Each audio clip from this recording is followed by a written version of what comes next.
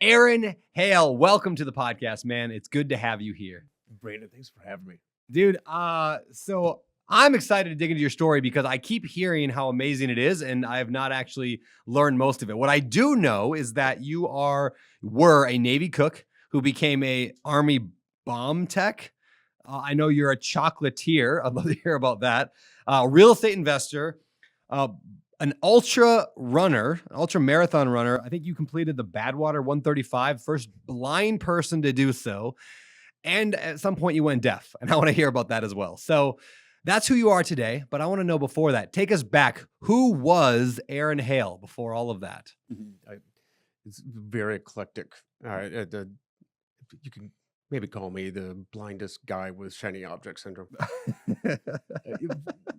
The truth is, growing up, I was, you could describe as the all-American slacker. I had enough natural talent and abilities mixed with flavored with a little BS to get by without actually having to try very hard or work to get by.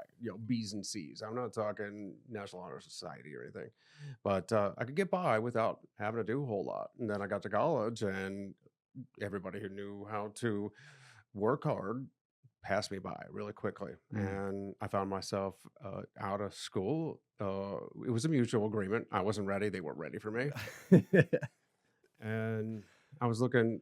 I needed those internal values, the intrinsic, you know, of course, work ethic, but goals, achievement, something to strive towards, and the military did that for you. And of course, I needed to earn back all that tuition I wasted. So the military did that too with the GI Bill. So decided I was going to be a chef and join the Navy as a cook. I'd do some on the job training for 4 years, get out, use my GI Bill, and go to culinary school. Only 8 years later, I'm loving being a service member.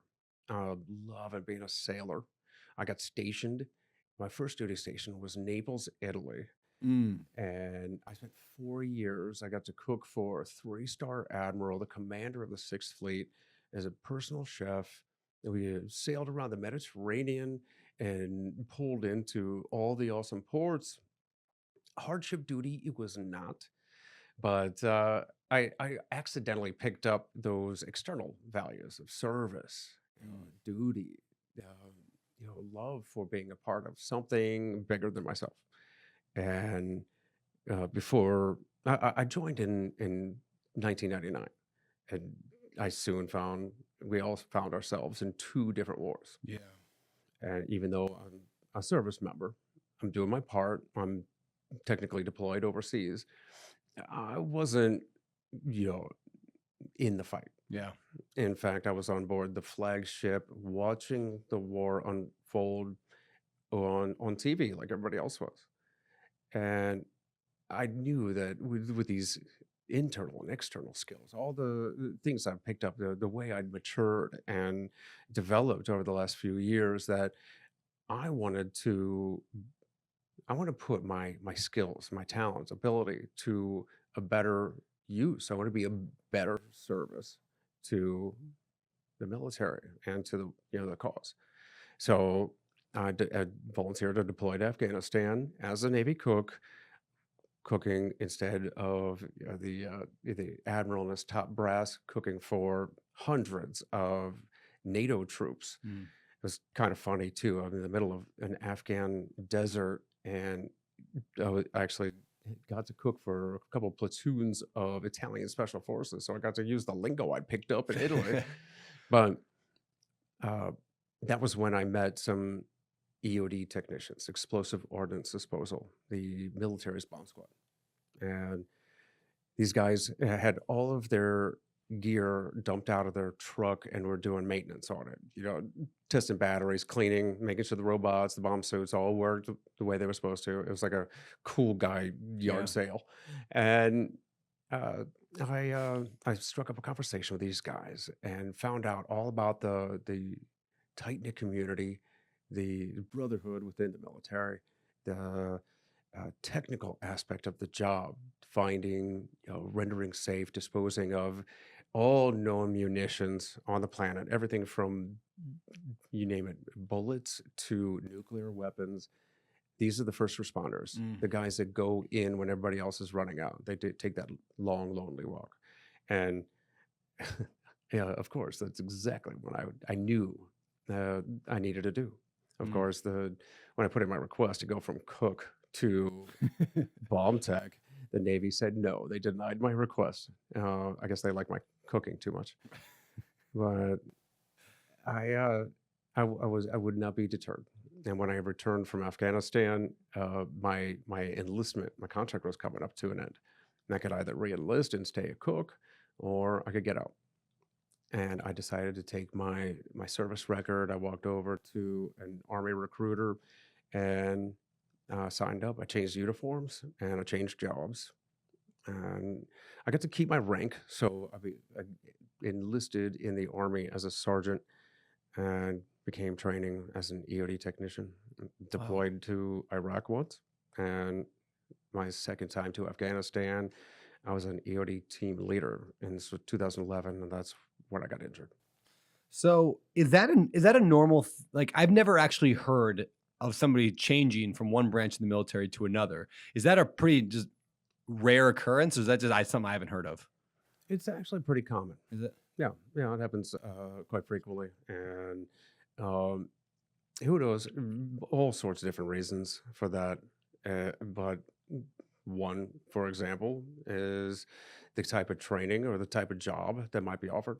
Yeah. Like So one, how did you, I mean, you went from a relatively safe job and then said, "No, I think I want to go and do like the most dangerous job that I can think of." I mean, that's a lot more risk. Like what was going through your head in that point? Like did you think about the risk, the fact that you might get injured? absolutely, of course. Yeah, I would not be human if I didn't feel nervous or fear for taking on one of the world's most dangerous jobs. In fact, somebody sent me this email of something. It was like the top 7 list of the scariest jobs in the world. And one was soldier, 2 was high-rise window washer, and 3 was bomb squad. Yeah. And I thought, man, after I get out of the army, all I got to do is get a job washing windows, and I got a hat trick. But uh, yeah, there are certain levels of risk that one takes, and you've got to do everything you can to mitigate that risk, but somebody's got to do the job. And there are, these few people that you name it. I tell a lot of my friends that I went bomb squad because fighting fire scares the hell out of me.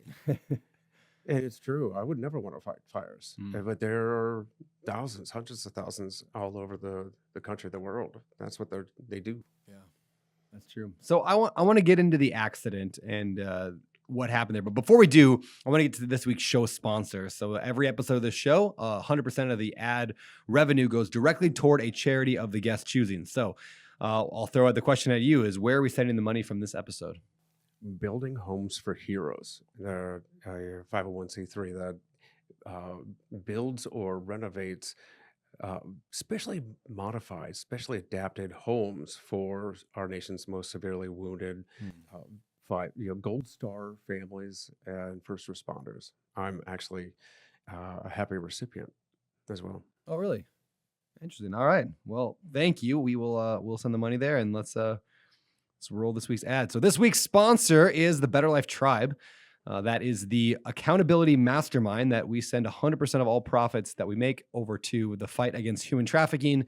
We've got 1,000 members working on goals, habits, actions, and accountability around building wealth without losing your soul. We would love to have every single person listening to this episode in the tribe. We do live events around the country, around the year. We do weekly calls. I teach financial freedom hour calls every single week where I'm talking about how to build wealth without losing your soul. If you want to sign up, just go to www.abetterlife.com. Again, that's abetterlife.com. Aaron, so let's talk about the accident. What happened?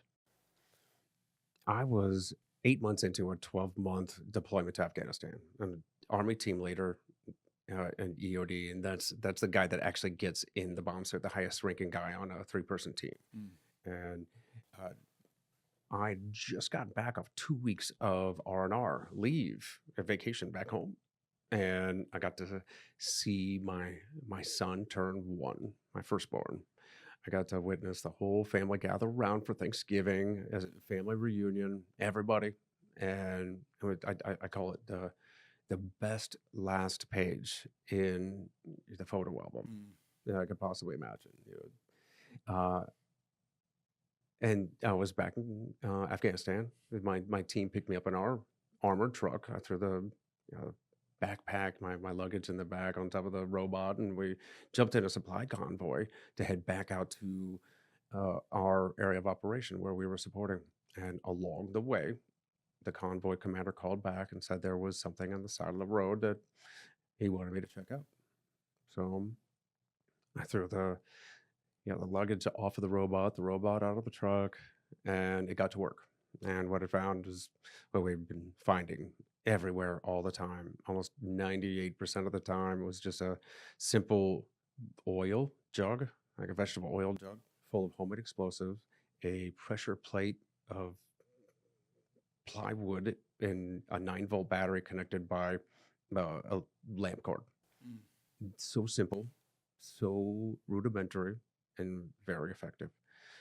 One of my Marine EOD buddies put it perfectly when he said, every step you took in Afghanistan was a deliberate act.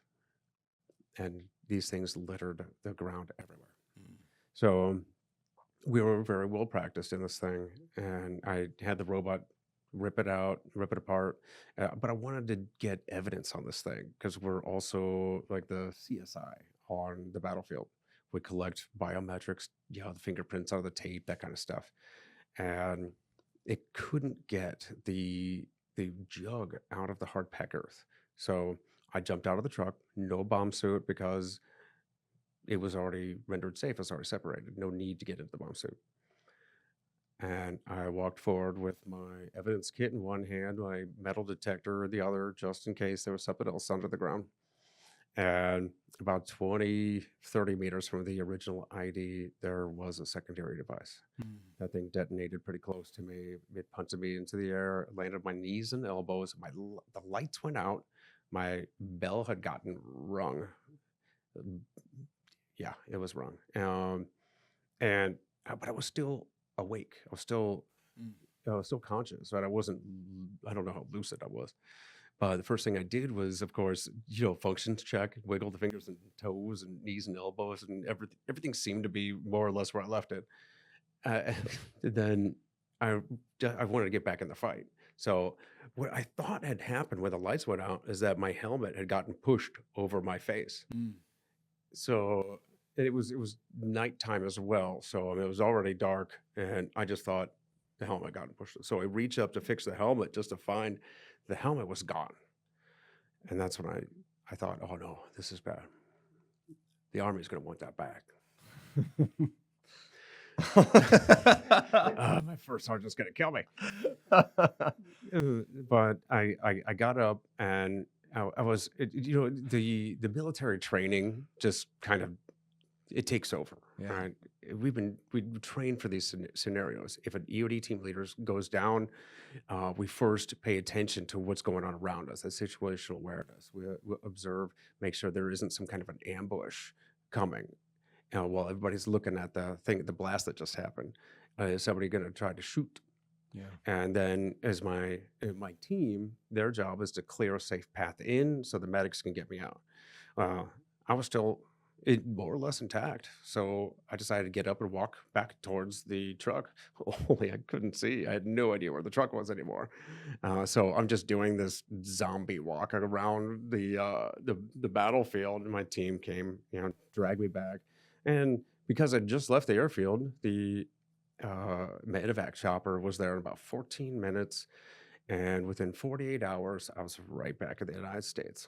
Wow.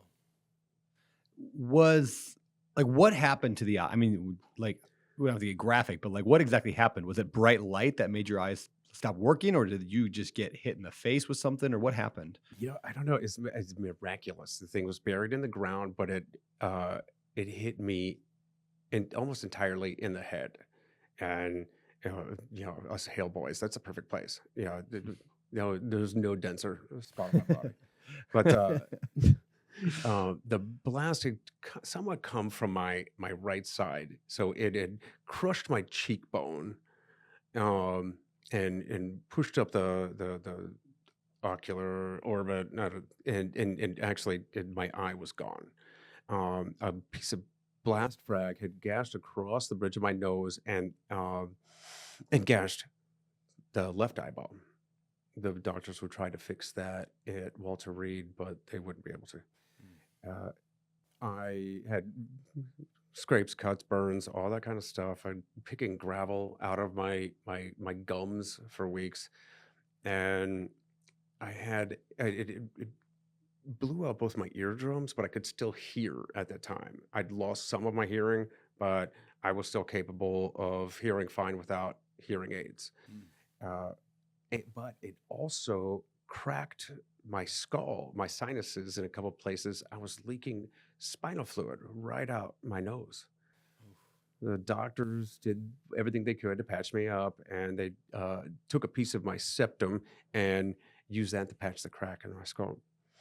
Unfortunately, we find out a few years later that it either opened again or hadn't ever been completely patched.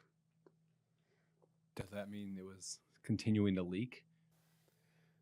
Well, I, I was all healed up from at Walter Reed. They really didn't have much for me to do. They were huge. They were really, they've gotten really good in the last few decades at keeping our soldiers, our service members alive.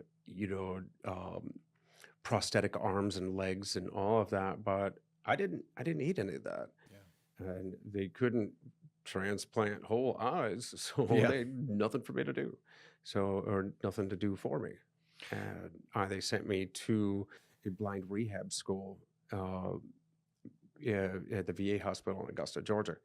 And I learned how to use all those tools, my talking phone, accessible computer, and learn how to live as a blind person.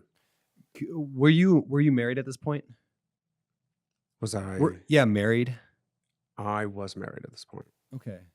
How did the home life, like, I guess, how did that affect your home life? How did that, like, how'd you deal with that? I guess going transitioning back at home from the military back to home. Well, you gotta first, I mean, imagine I was not very pleasant to be around Yeah. at first. I was at Walter Reed. I was in the hospital bed. It's just a couple days, weeks after the blast, and all those things, all the negative thoughts and questions just bouncing around in my head.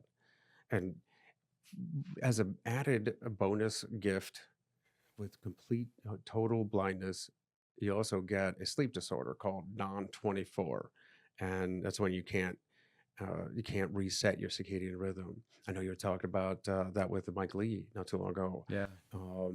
And that's just when the changing of different light patterns with the sun coming up and coming down. But how about if you never get to see the sun again? It's kind of like living on a 26-hour clock where every once in a while it just gets totally out of whack. And I would spend all night long, all those wee hours when the hospital was nice and quiet, just inside my head. And it was, why me? What if I'd done something else? Why me? What if? And all those questions that you have no answer for. Yep. And on top of that, you've got family to deal with, and uh, the concerned people around you, the doctors, and it's just chaos. And it was a lot for me to deal with. It was a lot for my wife to deal with, and she wasn't prepared for that. And thankfully, though, I was able to get my own head right right there at Walter Reed before I left. Unfortunately, and fortunately for me, one of my good friends got injured just 2 weeks before me. And this guy had lost one of his legs below the knee. And Kyle came wheeling into the hospital room and he goes, "Hey, Hale, give me your hand." I'm like, what? EOD techs. I don't know what and he goes, "Give me your hand. You got to feel this." I'm like, oh, what is happening now? And he puts it up under his chin and I could feel 2 weeks of growth. Right. He goes, "The Marine EOD techs, they got this liaison guy. As soon as they come out of ICU and he says, 'How you feeling?' If they say good, which they have to, the Marines, he hands him a razor and said, 'Get back into regs.'"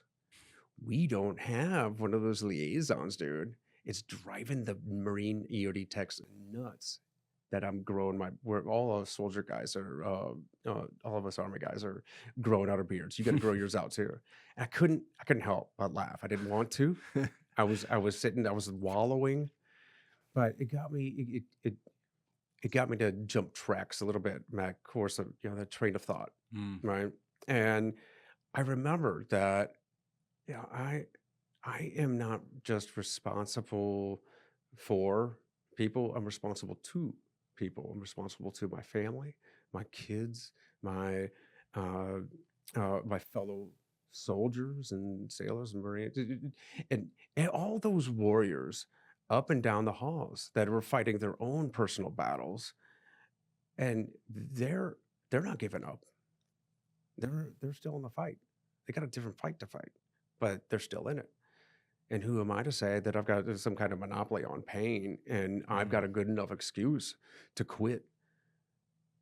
I got to get back into it. So if I'm going to be the blind person for the rest of my life, I'm going to be the best damn blind Aaron Hale I can be. And I got after it. Unfortunately, not everybody was on board. And within a couple years, it was never a very good relationship to begin with. But after a couple years, I was divorced. Can I ask you a few questions about life as a blind person? I'm curious. Just, it's not often I get to talk to somebody who doesn't have sight. So, specifically, the first thing I asked you when you showed up today was you grabbed your cell phone, and I was like, "How do you use that thing?" So, I know now, but like, can you explain to people how do you use your cell phone? How does that work? And then I'll ask you a few more. Well, it's actually pretty cool. I don't know about the other manufacturers, but I've got an Apple iPhone and Mac, products, and it's built right into their operating system. So everybody's got this voiceover, and simply put, it's text to speech, but it's a lot more than that.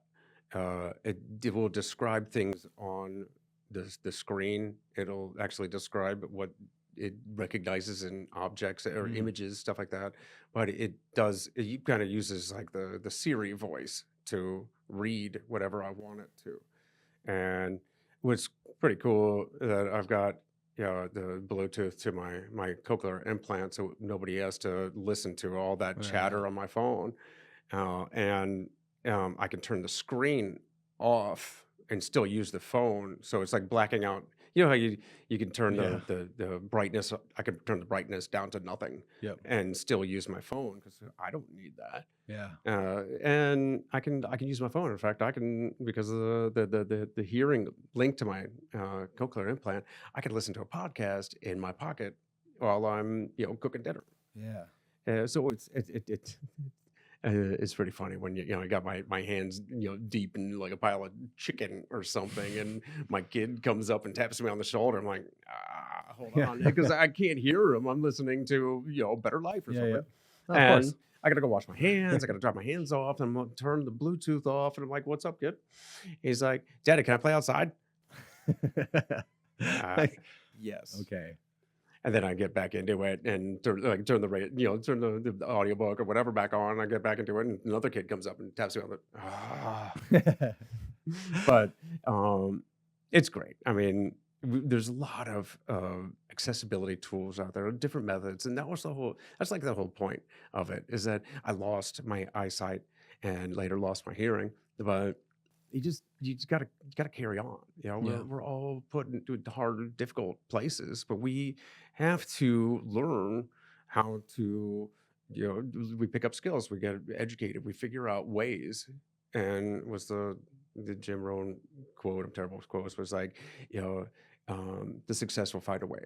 Everybody else finds an excuse. Yeah. Yeah. And that's it. You find ways, and there are tools, there are people. You just gotta, gather all the resources you can and do the best with what you got. How about travel? How do you travel by yourself? I mean, you came out here. Like, are you just yelling out in the airport, like, somebody get me to a gate? Like, how's that work? Well, I could fill a whole stand-up sketch with air travel and RMFE, rolling my fake eyes.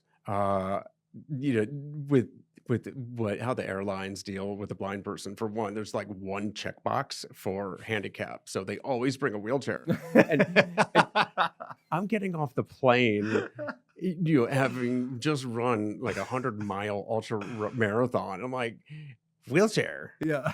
Do you know what I just did? I just ran a what? Wait, yeah, I'll take that. Yeah, I'll take that. the Yeah, chair. we'll be Yeah, I there. just ran a 100-mile Yeah. marathon. Give me that thing. But the funny thing is too is that I'll say, I don't need a wheelchair, and like, you don't want a wheelchair. I know what I know what you're saying. I don't want assistance. No, I want assistance, but I don't want a wheelchair. You don't. It Does just not totally compute. confuses Yeah. them. I don't need wheels, so you don't want a wheelchair. I'm like, I know what you're thinking.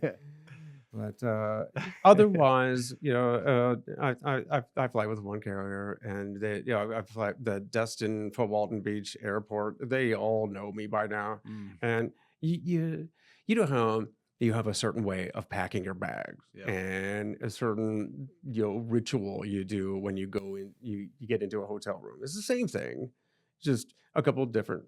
It's a little different for me, but you just get into a routine, and it becomes second nature. Can you cry? Yes, I can. You still have tear ducts and Well, see, because tears don't come directly from your eyes. Sure. The orbits are like the inside of your cheek, right? And where does the saliva come from? There's the mucous membranes around, and the only thing is, I don't blink. So instead of blinking away the dirt and the tears, it kind of dries off and gets kind of gunky. Yeah. It's a little weird and gross, but I just wipe it off. Sometimes my wife is like, you better wipe your eyes before you'll start that podcast. Do you have hope or expectation that technology is getting to a point where you'll be able to see again? Will they be able to plug into your, nerves at some point and see things? With anything else, I have an optimistic faith that medical science will get there. Yeah. I'm not putting a date on it, although I read an article that they are making headway with whole eye transplantation.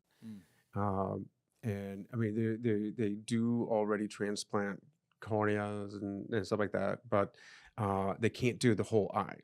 They can attach the muscles and the blood vessels and all that, but the optic nerve is one of those central nervous system lines, and you burn your fingertips, and you burn the nerves in your fingertips, and they grow back, and you can feel again. But if you break your back, that's it, right? They don't the nerve endings, the nerve doesn't grow back. Well, they're transplanting. They've had success transplanting in whole eyes in rats using, it's like a nerve anti. Um, it's like an MS drug, anti deterioration. But they said within 10 years, and it would be a real thing in humans. That was in 2014. So I got their phone number. Yeah, next year, man. It's Yeah. happening. I'm like, thumbs up, bud. But Do you think the hope or expectation, like, do you think that makes it harder? Like, are you expecting it because now you're always wondering, or do you think that affects you negatively or positively? The fact that it could be a real thing at some point. I don't want to be cynical about it. I think it's possible. Think about all the technology and all the amazing things that we've accomplished in just the last few decades. It's uh, we're learning at an incredible rate, and they're doing amazing things. I just don't want to hold out the hope Yeah. of that happening and be disappointed. In fact, that's like the Stockdale Paradox. Um, Vice Admiral Stockdale, when he was a Vietnamese prisoner of war, right? He could tell when people were like going to give up and they would die within days. And he said the paradox was that it was the hopeful that would die because they would put a date on being rescued. Like the Americans are coming by Christmas, and Christmas would come and go. So they just move back the date. They move the goalpost a little bit and say, okay, we'll be rescued by Easter, and then Easter will come and go. And so the hopeful, that blind, not to be, forget the pun, but it was the hopeful that just they put their hope on a fictitious, uh, finish line, and when that evaporated, then they lost their hope. So it's faith in a positive outcome while keeping one foot solidly in reality, right? So I have faith that it will happen, but I'm going to live my life the best I can with what I've got right now. That's beautiful, man. All right, let's talk about hearing, because at some point you said you still had hearing when or after the bomb went off, but today I know you've lost it. So what happened there? Well, I've been blind for almost 4 years from the blast happened in 2011, and since then, after that, I started running marathons. I started climbing mountains, whitewater kayaking. You imagine the pucker factor of not being able to see those rapids, but you can hear them coming, Yeah. right? And I was living this life, actually beyond what I'd even considered before I lost my sight, because wanted to become, I wanted to go beyond the definition of a blind person, right? I didn't want to be defined by it. I want to be the blind guy named Aaron Hale. I want to be Aaron Hale, who is also blind, Yeah. right? So I may have overdone it a little. I started climbing these mountains. I was just talking to Diego this morning Yeah. about climbing mountains in Peru, and and and I started speaking around the country, and telling my story about strength because of struggle, and triumph over tragedy, not despite it, right? And then um, I I like to think of God having the same soldier's sardonic humor, right? A little bit of a cynic, and like that saying, you want to give God a good belly laugh, Yeah, tell tell him me your plans. plans, Yeah. and I'm doing pretty good, and I'm feeling pretty proud of myself. And it was like, oh yeah, do it again. You think you're so hot?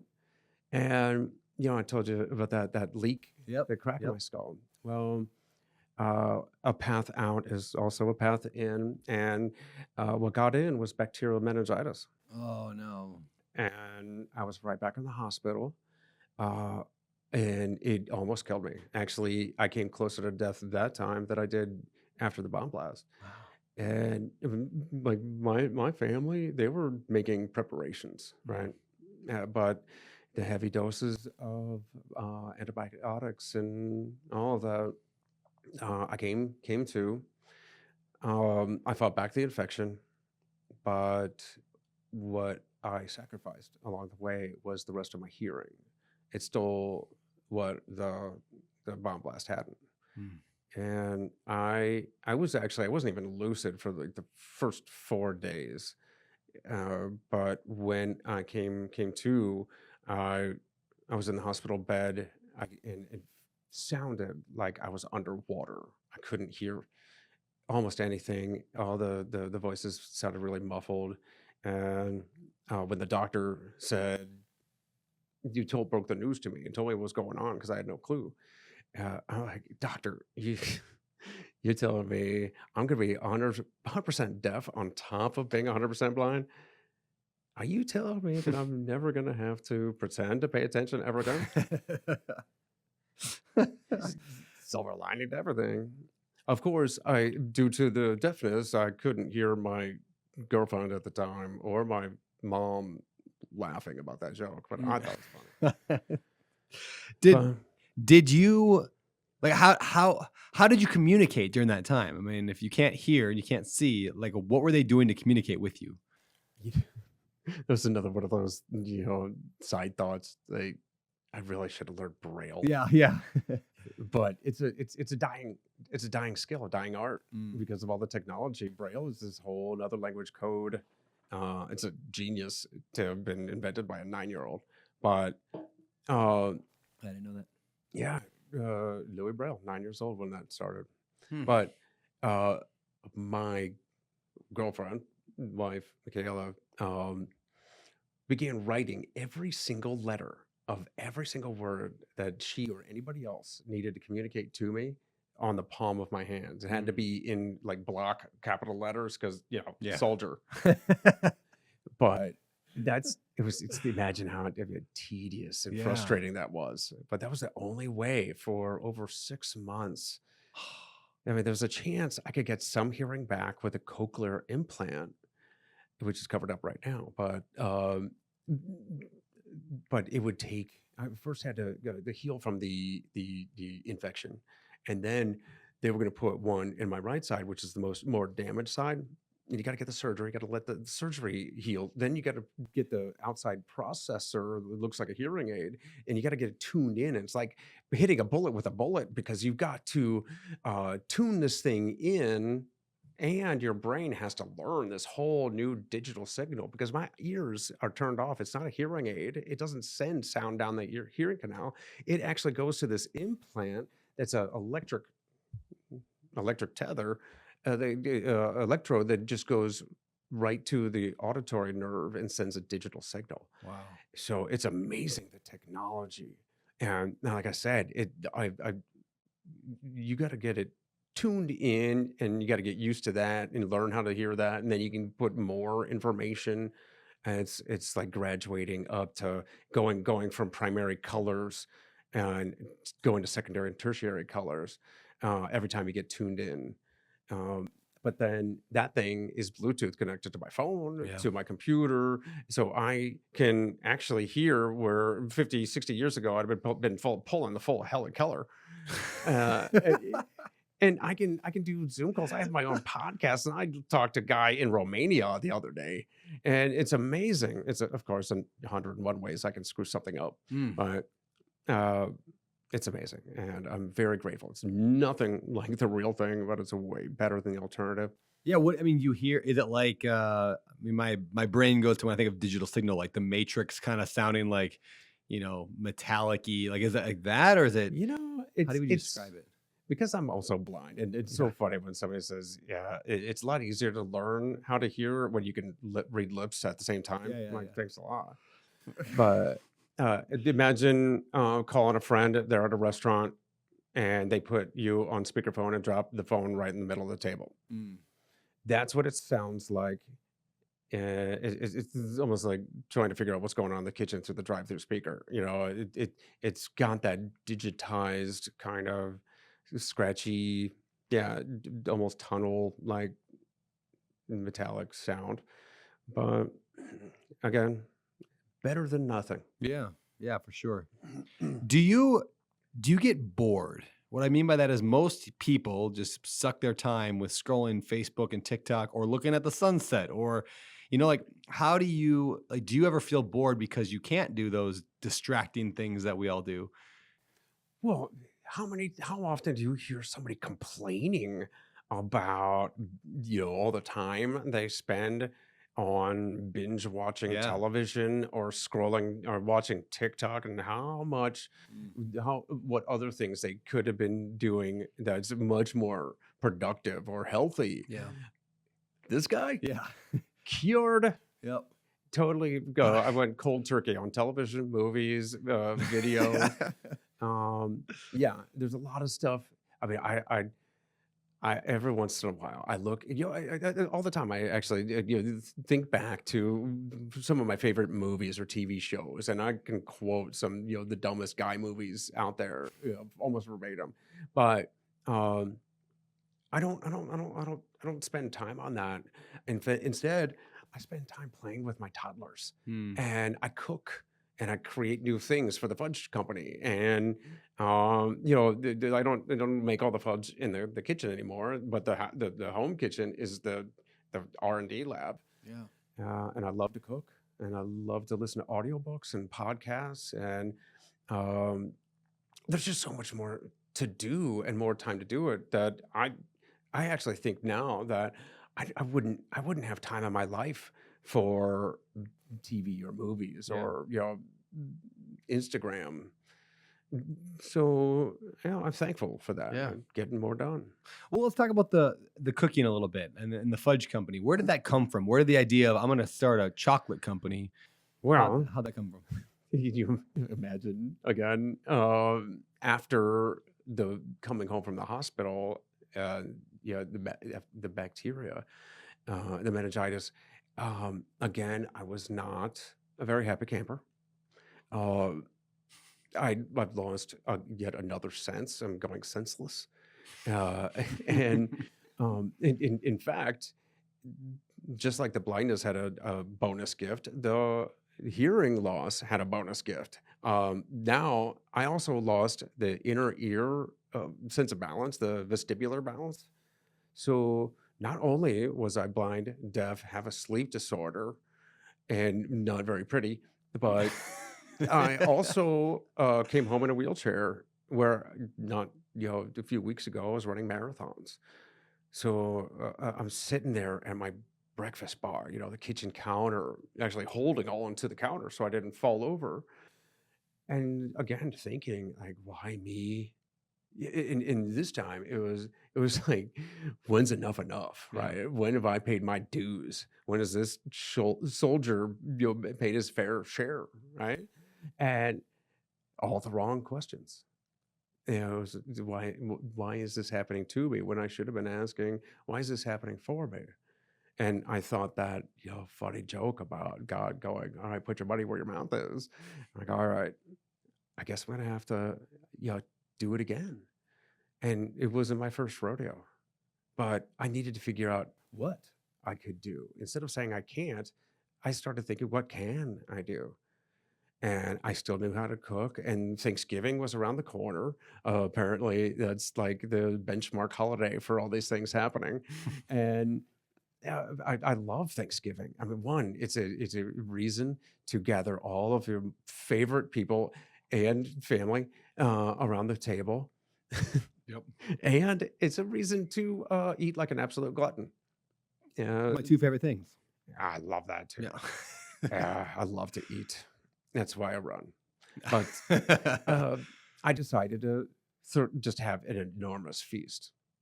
And I just made, like a couple different turkeys and all of the fixings. I made all these vegetables. I made like don't turned them totally unhealthy, and I started cooking all these desserts weeks in advance. Cookies, cakes, pies. I just put them in the freezer and do another something. And I started making batch after batch of fudge. And I'd do one batch, and then I would do like let's throw some nuts in there, and I'll do little spices. I'll go to the liquor cabinet a little bit, and be like, and and my wife, Michaela, says she noticed two things. One was a smile on my face that she hadn't seen Mm. in like 6 months. I was having fun. And two was the fudge was piling up. So she decided that she was going to sneak some out and give it away. Like, you got to be real stealthy around a blind deaf guy. Hope he doesn't see me or hear me. Yeah, honey, I'm throwing this out. What? No, but so she was giving it away to friends and neighbors. Somebody would have a birthday party or a baby shower or something, and they started coming back and saying, "Hey, could we buy some of this from you?" And the capitalist in me said, "Well, of course you Sure. may." And one thing just it was just it's like snowball, right? One thing after another, and all of a sudden we have this fudge company, and Extraordinary Delights, or EODFudge.com. And EOD. That's funny. yeah, well, Yeah. it was great. It was something to do, right? And this kitchen therapy, yeah, apparently I needed a lot of therapy. It turned into a business, and that became a passion project. And we started actually, making it a success. And but we soon had to think, okay, wait a second. I did not want to do this kitchen therapy like 12 hours a day Yeah. and stand behind a stove. And my thoughts of, standing behind a register at a brick and mortar shop, selling fudge, that's my idea of hell. So, but I love to cook, and I don't know if you noticed, I like to talk about stuff. I Mm. love to tell stories. So we hired a larger candy company to make all of my recipes. I still get to create, and it's just like it's just hiring, labor, outsourcing, all the supplies, all that. It's like our company, but it's over here. Yep. And they're just a bigger candy company that also does our fudge just the way I want to do it. And I became a marketer. My wife and I started marketing EOD Fudge. And how do you market it? How do you sell your fudge? Where do people hear about it? Well, mostly it's just social media, Okay. word of mouth, um, and we do a lot of Facebook. During COVID, actually, we started a TikTok video.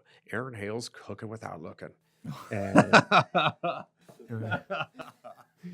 uh, we would do. We just found out that if you stay consistent, it didn't matter how terrible I messed something up in the kitchen, which is frequent. No, I am blind and deaf, but it just stayed consistent and stay in front of our fans.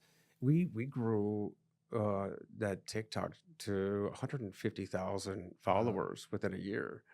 And of course, after COVID and real world, real life started again. We pared that back to just a few videos every now and then. But um, that's how we market. And we just, yeah, and it wasn't about, hey, look, we have fudge. It was, hey, here we are, and we're making a life of this. And of course that, you know turned into me starting a podcast where I'm, sharing my perspective and others' perspectives of, um, how they're handling life and how they're making a go of it and becoming a success. Yeah. So where did real estate come in? I know you've done some real estate investing. Where'd that come in? Well, we actually were all fairly surprised at our success in the first few years of doing this fudge company, and we started, making money, making some revenue. So we wanted to start investing that revenue, take active money and turn it into passive money.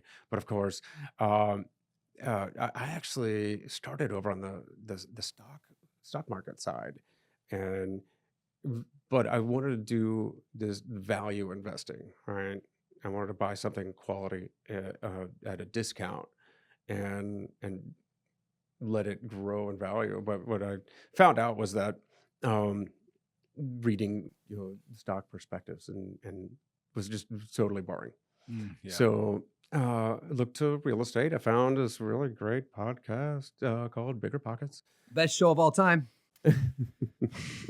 And I started learning, and I blame you for the shiny object thing. Oh, yeah, it happens. I just Because love that he hasn't blamed anything ever in this entire story. That he blames you for something. yeah, Yeah, no, because my fault. every episode somebody's doing something different in Oh, I real know. estate, and I'm like, that is awesome. I want to do that. So it was like trailer park storage, burr, short-term rentals, long-term, mid-term, all of it. I loved it, and I was interested in it, and that made it more fun. And our first investment. This is great. For a blind deaf guy out of state from an online auction, burr with hard money. Wow, look at you. And it turned out exactly like you would think it would. But it was in 2019. We were riding that wave up, and it definitely bailed us out. We bought Yeah. it for about 65,000, budgeted about 50,000 for the rehab. It turned into 100,000. We didn't put it in an LLC when we like this did the profile and the auction website. Yeah. So it wasn't an entity on the contract, and they wouldn't change it. So hard money wouldn't lend on to a person. Mm. So we had to go all fudge money Mm. and ran out. So we along the way found a private lender on Bigger Pockets and got it across the finish line. And it actually turned out to appraise much higher than we originally estimated. It rented for much more than we originally estimated. We got to cash out almost all of the equity that we put into it.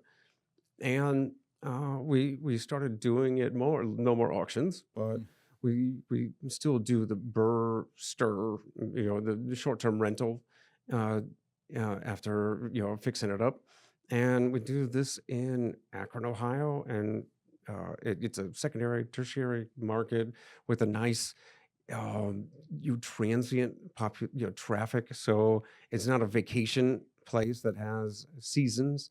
It's just pretty steady throughout the year.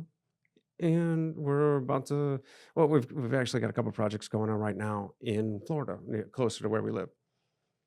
You said the Birster, Burr short-term rental. I've never heard that phrase. Is that a phrase people talk about, or did you make that up? Actually, I'm in the real estate world, and I have not heard Birster, but I like it a lot. I think I heard it first from David Green. Really? Well, he would go Birster, which is BRRRSTR, Yeah. or what was it, Airbnb or something like that. Yeah. But I just like Birster. Airbnb. That's a long acronym. Yeah. David Green's on island right now too. We should call him, have him come over. You should text him, see if he'll come over. I made it up myself. Okay, we're gonna go with that. Okay, good. All right, man. So what do you do? What do you like? What's your portfolio like today? What are you trying to get it to? Like, what's the real estate world look like for you?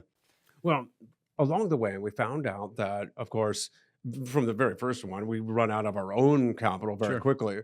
We cash flow very nice on these properties, but we learned to do the private money lending a little bit better. And what I love about this is it's like win all the way around.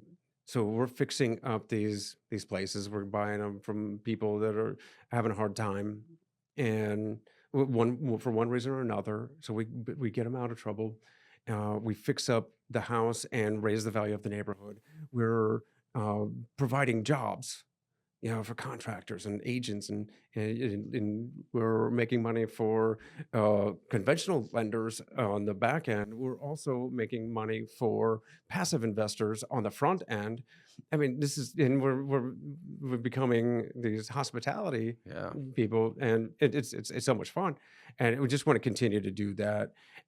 But what I really enjoy doing is putting the whole puzzle together, right? Still with like reading prospectus or profit and loss or T12s, because we do like the multifamily side, but reading a spreadsheet for me is like playing Minesweeper on the computer. No, thank you. I don't want to do that, and somebody else could do it 10 times better than me, even if I did like it. So what I like to do is connect the contractors and the housekeeping staff, the property managers, the project managers, bring them all together and say, here's the next project. Let's get this thing through this stage and this stage, and we'll set this up. And I just like lining up the dominoes. And I like talking about it, and I love to share with others and show others that you don't need a lot of money to get started in real estate and become financially free. That's what gets me kicking the sheets off in the morning and not waiting for opportunity to knock. I said, don't wait for opportunity to knock. Kick the door off the hinges. And I'm excited about all of it. I love it. All right, one more topic before we start moving toward the ending segments, but I want to talk about running for a minute. It's not often I hear about somebody who's blind and deaf running. How do you do that? How do you run a 135-mile? And I mean, this morning you went running. I know. Like, how do you run and not run into traffic? Like, what? You got to have a long cane. Okay. Actually, it's pretty simple. I just use a tether, and you could literally use anything you want. And I hold on to one end, and my guide will hold on to another end. Okay. And I run with a sighted guide. I actually started off with one of those dog tug of war ropes with a knot, and I would hold a knot, yeah. and my guide would hold a knot, and I just go where that tether goes. Now it's just like a piece of nylon webbing, like a backpack strap. And Yeah. I've got a couple loops sewn in there. So I put a couple fingers in there. My guide has a couple fingers. And literally, we could run for hours without saying a word to each other. But, I can run just like anybody else. Now, when it comes to ultra marathons, like, running the Badwater 135, that was one of those things where uh, we got there 2 days before the race start, and we wanted to get the whole crew together. And I had a couple guides switching out, and we learned almost immediately that we couldn't do the side by side thing. It's single track the whole way.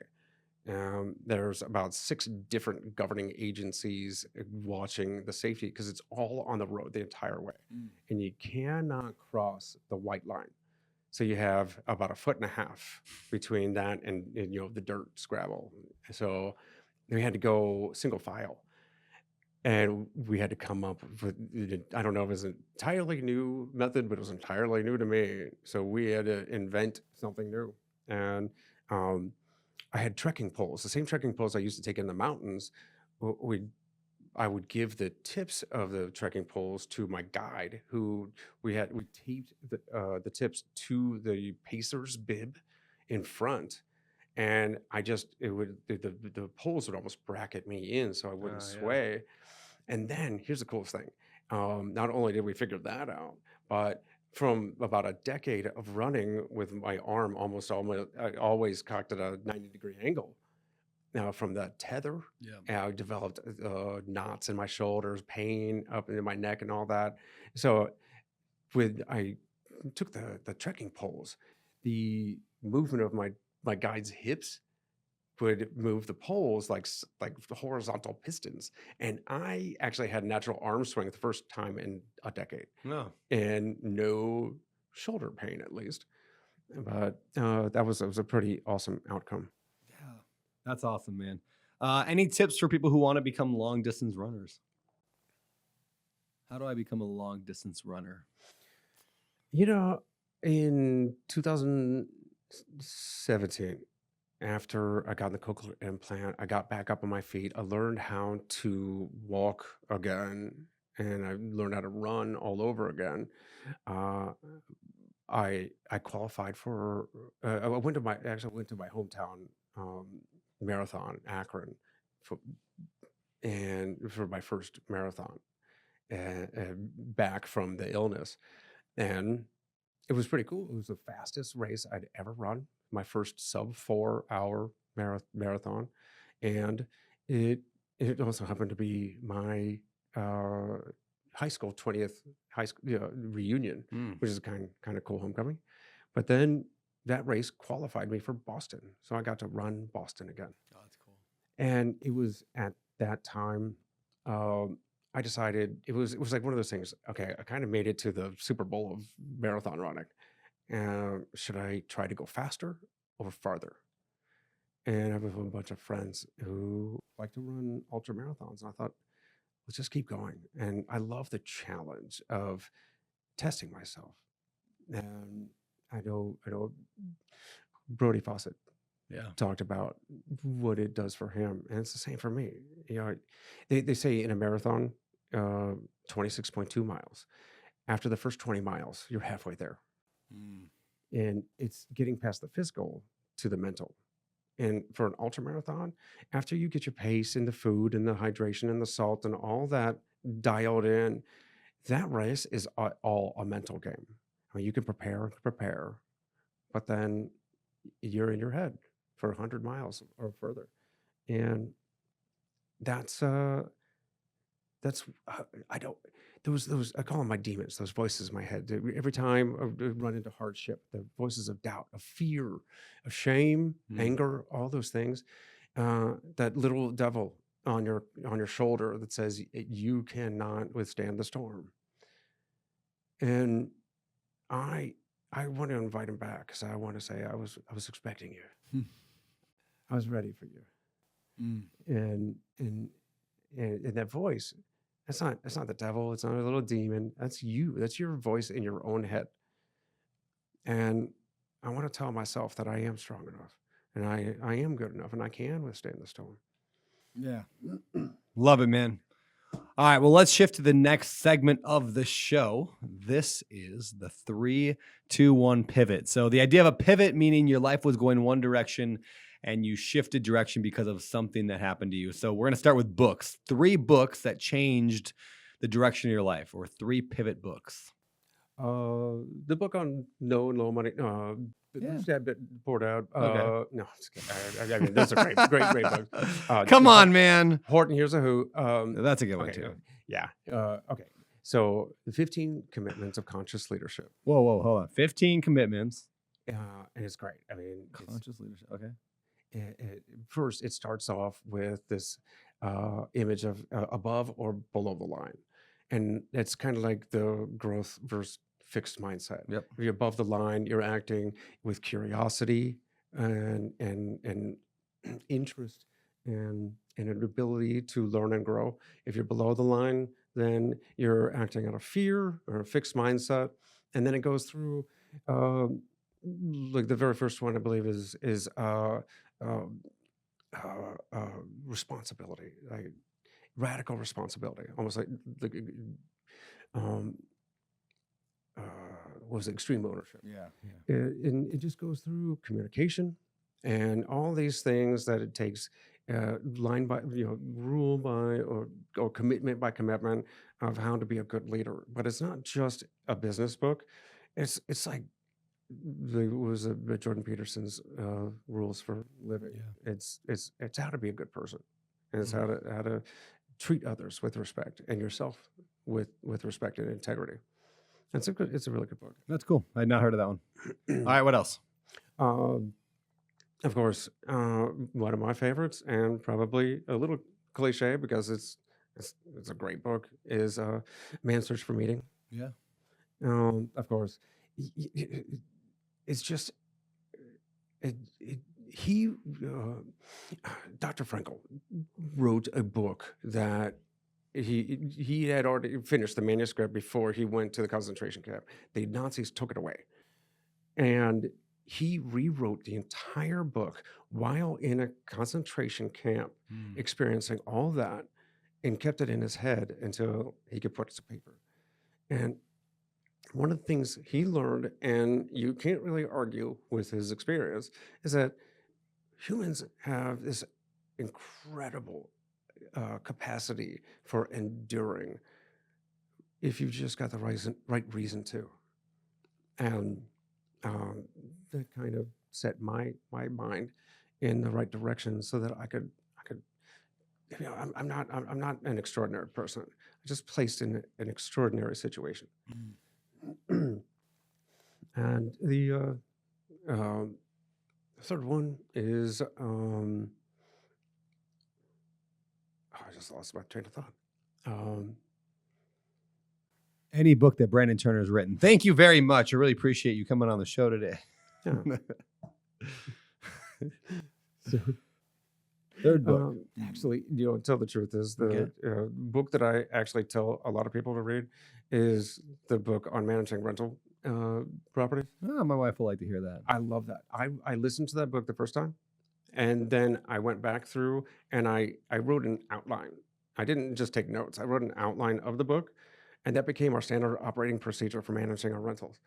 We started off with long-term rentals, and I just used that as the manual. I love it. Well, thank you. I appreciate that. See, Alex, my ego gets fed every episode. That's the goal here. The Navy Blue Jackets. Yeah. Really, what I'm doing is I'm paying every guest to give me one of my books. These are my friends. All right, man. 2 people who have pivoted your life. Well, also maybe a little bit of a cliche, but my mom. But she is the strongest people I know. And when I was injured, you know, it wasn't the first tragedy in our family. First, she'd been through a couple tough marriages and managed to be a great mom to 3 kids and raise us in relative comfort.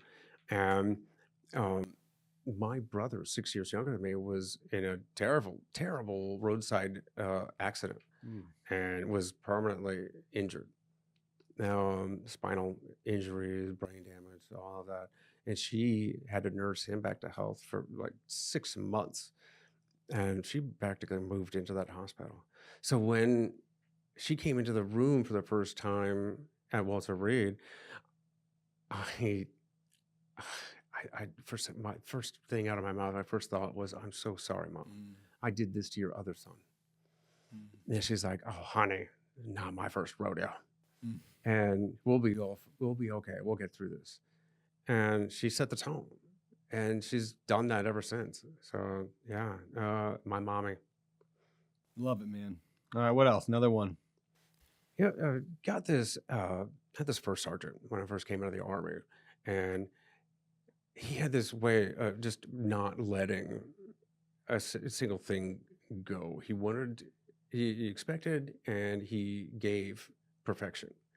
And it wasn't that everything had to be perfect. It was that you had to try. You couldn't say that was good enough. Like good enough, you couldn't say good enough for government work, right? And this is, EOD. Good enough doesn't count. When we go to the EOD school, a 84 on a test is a failing grade because nobody wants a C student in the bomb suit. Yep. And when I got to my first unit, my first sergeant, down to papers like the evaluations, he would red mark like a professor, a teacher would put commas and better punctuation. He said, "Rewrite this," and it was the same with everything. And he was really my guide in, because like EOD school is how you learn how to learn how to be an EOD technician. Yeah. Then you get to your unit, and he was my teacher. So he saved my life. He saved the lives of my team. Man, he was an incredible. He was a great guy and an incredible mentor. Love it. Love it. What about a quote? What's a pivot quote? Something that's changed your life a little bit? It's funny. There's something that's been burned in my brain forever, and I repeat it all the time. And I don't know where it came from. Who said it first? I probably read it off a meme. But it's maybe someday the story of your struggle might be the blueprint for someone else's survival. Ooh, dude. Can you say that again? That's so good. I don't think so. Maybe the story of your struggle might someday be the blueprint for someone else's survival. That's beautiful. I really like that a lot. Life-changing, man. All right, well, let's hit past, present, future. What is your advice to your younger self? Keep it clean. Yeah. Lean into the difficult stuff and get started right away. Don't be afraid of failing. And if you're feeling comfortable and bored,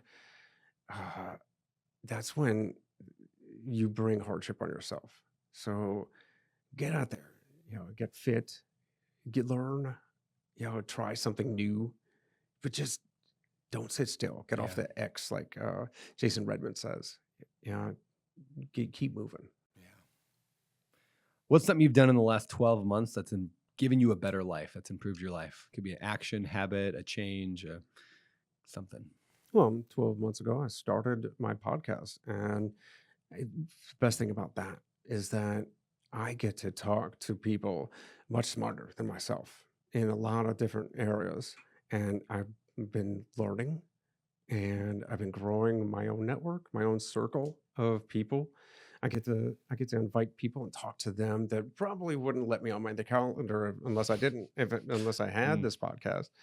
And at the same time, I get to share it with the world. So you think about those questions that you would really want to ask the people you most want to meet. I get to do that. I ask the people who are listening to me what they want to hear from them, and I get to ask for them. And I get to learn, share, and teach. Yeah. And I love to teach. What is the name of the podcast? The name of my podcast is Point of Impact with Aaron Hale. I love it, man. All right. What do you want your legacy to be? Meaning at the end of your life, when they talk about you and they say, oh, good old Aaron, he was what? He gave freely of himself. Mm. He didn't hold anything back. And especially when I consider my kids, right? My 3 boys, I want them to point at me and say, my dad could do anything, no matter what. I love it. I love it. Well, man, let's wrap things up. What are you excited about in the future? What's coming up for you? Well, more of the same. I want to continue to build the podcast, build our portfolio, turn those into unrivaled successes, and just continue to be there for my 3 boys and my wife, and try to be the best husband and father I can. Love it. And probably the most important question of the day, where do I get some of this EOD fudge? Go to eodfudge.com. Oh, easy to know. Okay. And where else can people find out more about you? Where can they follow you? Where are you active on social, etc.? Well, easiest way is to find me on pointofimpactpod.com or on all of the podcast platforms and YouTube. All and right. you can link up with the social medias there. Aaron, you're the best, man. I appreciate you. This has been awesome. And look forward to, continuing the conversation once we shut the camera off, because we're going to hang out for a little bit. So Awesome. thank you, man. You can't see this. So I'm going to, rather than make myself awkwardly have my fist out and you not know it, I'm going to get a fist bump from you. Are you ready for this? Ready? You got to lean way forward. It's a long table. Right Right there. Got it.